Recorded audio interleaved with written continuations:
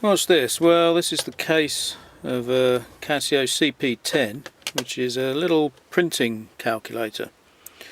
And I got this in non-working state because it's got a printer mechanism. It turns out it's a really small one. And the receipt printer that I was using on the 502p gadget is quite expensive, and it's actually cheaper to buy one of these than it is to buy that printer mechanism. So inside there's a couple of PCBs. This is a printer driver PCB, and this is the sort of calculator clock PCB with an LCD attached to it with the dreaded heat seal connector. And I've rewired the connector between the boards, and it still doesn't power up. So what I did was cut the printer mechanism off and attach it to a blue pill. So I've got a blue pill here and a couple of transistors and a programmer, and the mechanism, it turns out, is the same mechanism that's in the Casio FP12. So that's obviously been reused. The driver PCB looks to be a bit different, so they've updated that or changed it for one of these, one of the calculator or the printer. So what I've got here is transistor driving the motor and another one driving one of the printer elements. If I turn it on, you can see that the motor actually starts running. Let me get a bit of paper.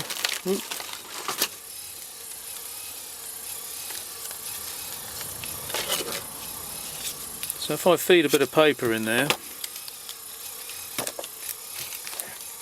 I think it goes in that gap there. Well, it should do. There we go. So the paper's now feeding through, coming out the other side, and what I've got, the code is actually running simple program. It just turns the motor on, so the head is now sweeping backwards and forwards, and I just fire the single print element that I've got for, I think it's 3 milliseconds every 30 something milliseconds, and you can see there's a load of dots on the paper.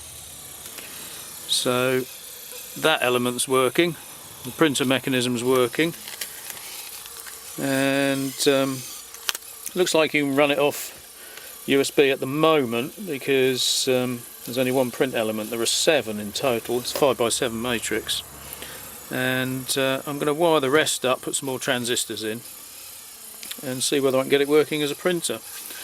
Turns out there's a tachometer output on a couple of these wires, so you can sense the speed of the print head, because that obviously changes based on the voltage that is going into the printer, and this was a battery operated system.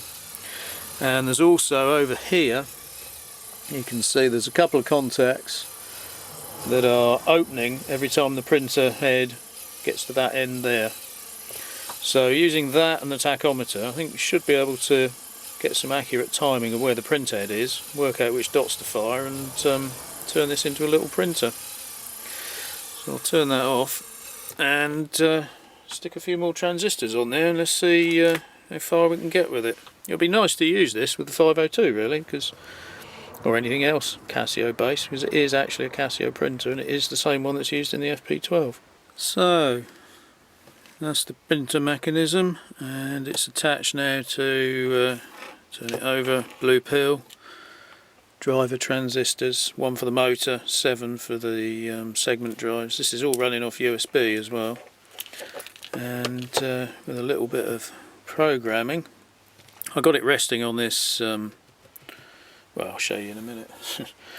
It's running a program that just prints a test string out, prints 4 or 5 lines, so it homes the head and then prints 4 or 5 lines, and there you go, some text. It's just 0 to F and then RSTU, which is 20 characters, which is what the printer is designed to print.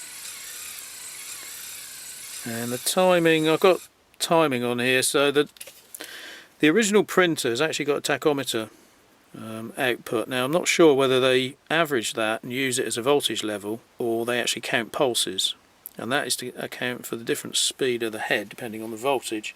So what I'm doing here, I know that it's about 900 milliseconds across, and I'm doing it just with timing. I'm not using the tachometer at the moment, but looking at it, it's pretty tricky to get it spaced correctly. So I might go to tachometer later on. I've got some other printouts here, test ones, and you can see that that goes further across, but there's actually the end characters are all bunched up, and then it gets a bit better, and I'm fiddling around with timings and things, but as a proof of concept, definitely works. So I might have a look at turning that tachometer into a series of pulses, and then each one would be a dot. I think then you can time it, count a few pulses, print a dot, and so on. I'm not sure what the gearing is, I need to work that out as well. I suspect they're not averaging it, I think they're actually counting pulses, and that would make it, well, each dot would then be fixed in position from the home position. So the home is working on here. When it turns on, it homes, and what if I can do that, and then 2 seconds later it prints 5 lines. Let's try to turn it off mid-line, so you should see it home. There you go, 2 seconds later prints the lines. Yeah, so there's 20 characters there, they're readable.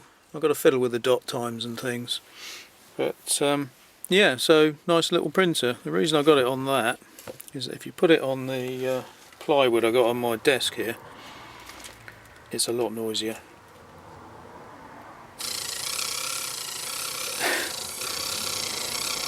So you can hear the that's the mechanism driving along on the extremely noisy plywood.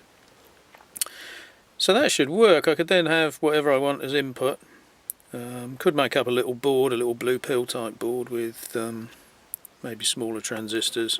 I'm just using these because I had them as a prototype.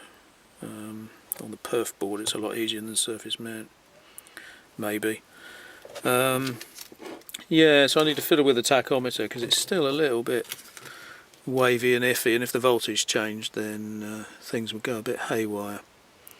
But it does run off USB as well, which is quite nice. I'm not really sure why. I probably need to put some capacitors on the supply to give it a little bit more current for vertical bars when you've got all 7 thermal elements firing.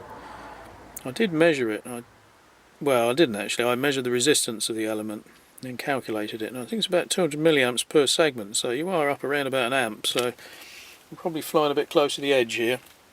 And the motor doesn't seem to take a lot, but it's the thermal elements that do, but they're only fired for a couple of milliseconds at a time, so I'm probably just getting away with it. So we need some capacitors, some reservoir capacitors to supply some current. And I've rewired the thermal elements to match the code rather than doing the jiggling in code, because that's a pain. So I now know what the order of the elements is in order to get the characters out correctly.